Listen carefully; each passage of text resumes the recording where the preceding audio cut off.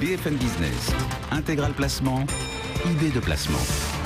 À présent, on va parler des retraites, les retraites des cadres. Devez-vous forcément être pessimiste sur votre future retraite ? Vous allez voir que non, et qu'un certain nombre de cadres peuvent même oser rester optimistes. On va vous expliquer pourquoi avec Emmanuel Grimaud. Bonjour Emmanuel. Bonjour. Et bienvenue sur le plateau de BFM Business. Vous êtes le président fondateur de Maximis Retraite et du site simulretraite.fr. Quand on parle retraite aux cadres, ils sont pessimistes, ils évoquent les caisses en difficulté, les montants de retraite qui vont baisser. Ils ont raison quand même d'être pessimistes ou il y a quand même des raisons d'y croire et d'être plus optimistes ?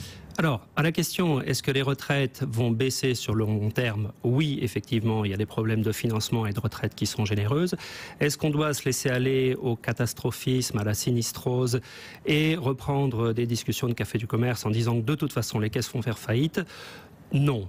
Pour une raison très simple, c'est qu'aujourd'hui les retraites ça représente 300 milliards d'euros. Si demain les retraites, ou plutôt dans les 10-20 prochaines années, les retraites baissent de 20%, ça signifie une économie pour la collectivité d'environ 60 milliards d'euros. Si les retraites, si l'âge de départ est décalé de 62 à 65 ans, là encore la collectivité gagne 36 milliards d'euros chaque année. D'accord ? Donc le cumul des deux mesures permettrait de gagner quasiment 100 milliards d'euros. C'est bien pour la collectivité, mais les retraités, eux, vont y perdre. Âge de départ à la retraite reculé, décalé, reporté et un montant de retraite en baisse de 20%. Faux, idée reçue, puisque dès lors que vous décalez l'âge de départ de 2 ans ou 3 ans, vous augmentez mécaniquement le montant des retraites. C'est ce qu'on a constaté en 2010 lorsqu'on a décalé l'âge de départ de 60 à 62 ans. Ça a fait augmenter les retraites de entre 5 et 17%. Vous avez plus de points, vous avez cotisé plus, vous avez plus de trimestres.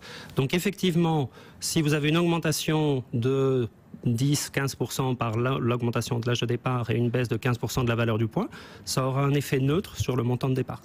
Il ne faut pas oublier que les retraités aujourd'hui épargnent 20% de leurs revenus, 25% pour les plus de 70 ans et 30% pour les plus de 80 ans. Donc même si ce n'est pas politiquement correct, il y a effectivement une possibilité de gagner un petit pourcentage sur le montant des retraites, ce qui a été commencé l'année dernière d'ailleurs avec la désindexation de 1%. Ouais. Votre raisonnement, cet optimisme que vous êtes en train d'évoquer, cet optimisme qu'il faut conserver sur l'avenir de nos retraites, il est valable pour les cadres. En revanche, les petits retraités, ils vont quand même pas se réjouir de voir les retraites reportées, le montant désindexé, donc un montant en baisse. C'est pas de l'optimisme aveugle, là encore, c'est remettre les choses en perspective. Alors, les cadres ont les problème que l'on sait sur l'Arco-Agir qu'avec effectivement, là encore, des mesures qui devraient être prises avant la fin de l'année, qui vont les toucher, en particulier sur la tranche B. Paradoxalement, le mode de calcul privilégie les petites retraites, avec le calcul sur les 25 meilleures années. Donc oui, il y aura un effort supplémentaire qui est demandé en travaillant 1 an, 2 ans, 3 ans de plus, mais je vous rappelle que là encore, depuis 2003, les personnes qui ont travaillé très tôt peuvent partir à 56, 58 et aujourd'hui à 60 ans. Donc il y a quand même une compensation. Et ce décalage de l'âge de départ sera compensé par un montant qui sera donc probablement au moins préservé. Oui, ce qu'on perd d'un côté, on le gagnera de l'autre. C'est ce que vous êtes en train de nous expliquer sur l'avenir de nos retraites. C'est vrai que les Français sont quand même assez pessimistes. Est-ce que du coup, ce pessimisme les pousse à adopter les mauvais comportements pour préparer leur retraite ? Est-ce qu'ils font de mauvais choix ? Malheureusement, souvent. Il faut savoir qu'il y a une sous-estimation collective du montant des retraites. Ça a été notamment démontré l'année dernière lorsque la CNAV a publié une étude où elle comparait les estimations qui avaient été faites en 2008 aux retraites effectivement liquidées en 2013, où le montant effectivement liquidé était supérieur de 20% à ce qui avait été annoncé en 2008. Et nous, on le constate au quotidien depuis 10 ans. Les gens gagnent plus à la retraite, beaucoup plus que ce qu'ils imaginent. Ensuite, effectivement, ce côté « ah mais de toute façon, ça ne sert à rien de cotiser puisque tout va faire faillite », ça entraîne des mauvais choix. Ça va être les choix de ne pas cotiser pour des entrepreneurs ou pour des commerçants. Ça va être le choix... Ils sont nombreux à faire ce choix, de ne pas cotiser ? Malheureusement, oui. Y compris chez des personnes extrêmement bien informées, extrêmement bien éduquées, qui se disent on va se payer en dividendes, c'est mieux. Malheureusement, si vous vous payez 100% en dividendes, vous perdez 4 trimestres. À l'arrivée, vous avez perdu, au bout de 5 ans, 25% de vos 40 années de cotisation. C'est des enjeux colossaux. C'est-à-dire que les mauvais choix, les mauvais arbitrages, éviter les charges sociales, ça peut vous faire perdre le double de ce que vous allez perdre par la désindexation ou par les déficits des régimes. Donc votre message aux Français et aux particuliers, c'est surtout de continuer à cotiser, même pour les libéraux, même pour ceux qui ont tendance à se dire de toute façon l'avenir des retraites c'est foutu, je préfère me payer en dividendes, c'est faux. C'est faux. Continuer à cotiser, non pas aveuglément. Par exemple, en ce moment, les avocats s'interrogent tous en se demandant s'ils devraient, sur quelle tranche de cotisation ils doivent cotiser avant la fin de la semaine. Souvent, cotiser intelligemment permet de rapporter beaucoup d'argent. Donc il y a vraiment un travail d'analyse et de calcul pour savoir ce qui est intéressant. Cotiser intelligemment et aussi faire les meilleurs choix de placement pour préparer sa retraite, adopter la meilleure stratégie. Pour un cadre, par exemple, quelle est la meilleure stratégie pour optimiser la future retraite? Alors aujourd'hui, il y a une opportunité qui est peu connue et qui est sous-utilisée, c'est le rachat d'années d'études. Alors vous allez me dire, racheter les années d'études, aller verser de l'argent dans ce gouffre sans fond, est-ce bien raisonnable? En fait, quand vous faites le calcul, vous vous rendez compte qu'un cadre, par exemple, à 45 ans, peut racheter 3 années de retraite. Ça va lui coûter 45 000 €. C'est déductible du revenu imposable sans être une niche fiscale. Donc, après déduction fiscale, ça lui aura coûté un peu plus de 20 000 €. Et ça peut générer une rente de 5 à 10 000 € par an.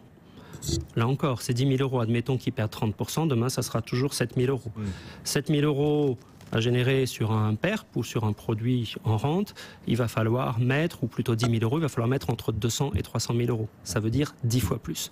Donc, bien entendu, toutes les stratégies d'épargne dont vous parlez tous les jours sont importantes et sont intéressantes, mais il ne faut vraiment pas négliger ces enjeux qui représentent, pour un cadre, 5 000 € de retraite sur 25 ans, ça représente 1,8 million.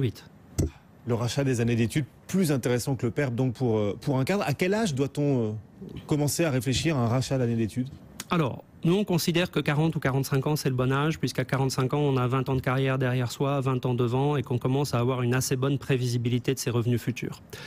Donc c'est l'âge auquel c'est intéressant. Pour ceux qui ont moins de 40-45 ans, quelle est la meilleure stratégie pour préparer la retraite? Alors il y a une mesure qui a été votée l'année dernière et dont les barèmes viennent de sortir il y a quelques jours, qui me semble assez intéressante. On va l'étudier à fond, on mettra les résultats sur simulretraite.fr. C'est le rachat d'années d'études pour les jeunes qui viennent de terminer leurs études dans les 10 ans qui suivent, puisqu'il y a un bonus entre 700 et 1 000 € qui va leur être offert pour acheter ces trimestres.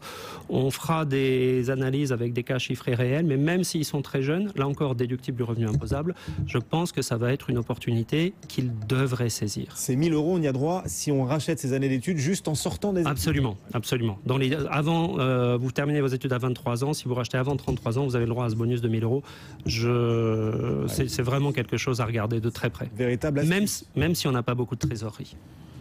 Intéressant. Ça, c'est une astuce dont on entend assez peu parler et qui concerne pour le coup les jeunes, puisqu'il faut s'intéresser et prévoir sa retraite peut-être pas dès 15 ans, mais enfin voilà. Absolument. Quand on sort des études, on peut déjà bâtir une stratégie pour sa retraite. Et compte tenu des barèmes, ça sera beaucoup plus intéressant à 23 ans qu'à 30. Pour ceux qui, au contraire, s'approchent de la retraite, est-ce que le cumul emploi-retraite reste une option intéressante, sachant que le cadre de ce cumul emploi-retraite a changé là depuis quelques jours, depuis le 1er janvier? Absolument. Il a été modifié donc récemment. Les cotisations futures ne seront plus productives de droit. Peu importe, le cumul emploi-retraite reste vraiment une opportunité intéressante, de même que la retraite progressive, mais le cumul emploi-retraite, c'est aussi vraiment une solution pour changer, pour passer d'un système de rupture brutale, j'ai travaillé pendant 40 ans et je m'arrête du jour au lendemain, à une rupture progressive qui va permettre de passer par exemple à 80%, puis au 3/5e, puis à mi-temps. Et pourquoi pas continuer un jour ou deux par semaine jusqu'à 66, 67, 68 ans. Il y a un vrai écosystème aujourd'hui qui s'est mis en place avec des seniors qui ont envie de continuer à travailler et les entreprises qui commencent à comprendre l'intérêt qu'elles peuvent tirer de ces schémas d'atterrissage en douceur. Donc, cumul emploi-retraite, retraite progressive en particulier. Voilà, des schémas sur lesquels on peut également compter pour bâtir sa retraite. Merci beaucoup d'être venu nous voir, Emmanuel Grimaud, Maximis Retraite et simul-retraite.fr. Voilà, on y arrive. Pour tout simuler et tout savoir. On a une newsletter qui donne tous les jours les nouveautés, les éléments juridiques, les changements juridiques. Donc, c'est vraiment très mis à jour régulièrement. Et pratique, voilà, pour vous qui vous intéressez sans doute à votre future retraite. Merci beaucoup. Merci. Le CAC 40